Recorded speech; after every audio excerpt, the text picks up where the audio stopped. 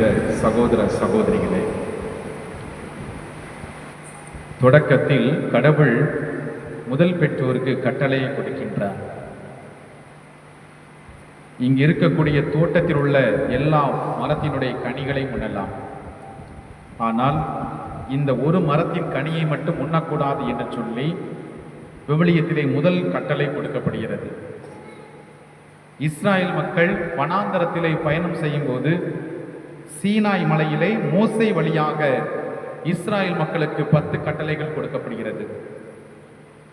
இதை பரிசேயர்கள், சட்ட வல்லுநர்கள் இதை வகுத்து பெருக்கி கூட்டி கிட்டத்தட்ட 613 கட்டளைகளாக அவர்கள் தொகுத்தெடுத்தார்கள். சட்டத்திற்கு முக்கியத்துவம் கொடுத்தார்கள். மனித நேயத்தை அந்த மக்கள் மறந்து போனார்கள்.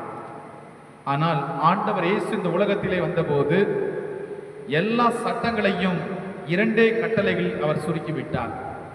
கடவுளை அன்பு செய், பிறரை அன்பு செய் என்பதுதான்.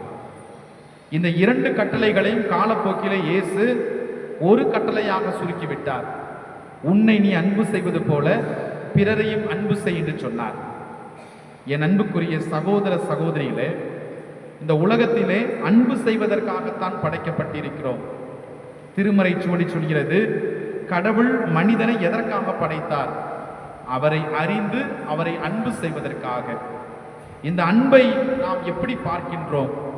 நமது குடும்பத்திலே நாம் ஒருவர் தாங்கிக் கொள்ள வேண்டும், ஒருவரை ஏற்றுக்கொள்ள வேண்டும், முழுமையாக அன்பு செய்ய வேண்டும் என்பதுதான். குடும்பத்திலே அன்பு இல்லை என்றால் இந்த சமூகத்திலே அன்பை பார்க்க முடியாது.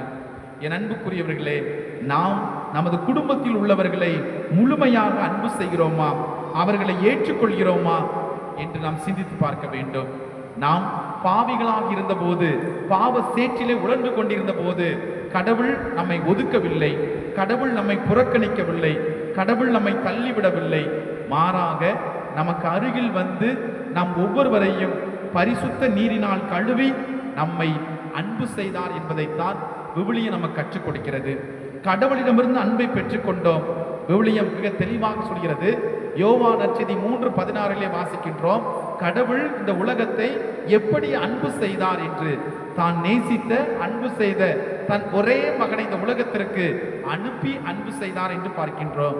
என் பிரியமான சகோதர சகோதரிகளே, இந்த அன்பு எங்கே முழுமை பெற வேண்டும் என்றால் நமது குடும்பத்திலே முழுமை பெற வேண்டும். குடும்பத்தில் உள்ள ஒவ்வொருவரையும் முழுமையாக நாம் அன்பு செய்கிறோமா என்று பார்க்கின்றோம். என் அன்புக்குரியவர்களே, ஆண்டவர் அதைத்தான் சொன்னார். இன்றைய நாளிலே நாம் வாசிக்கின்ற இந்த முதல் வாசகத்திலே அன்பு அடுத்து இருப்பவருக்கு தீங்கிழைக்காது, அன்பே திருச்சட்டத்தின் நிறைவு என்று குறிப்பிடுகின்றார். நாம் அன்பு செய்வோம்.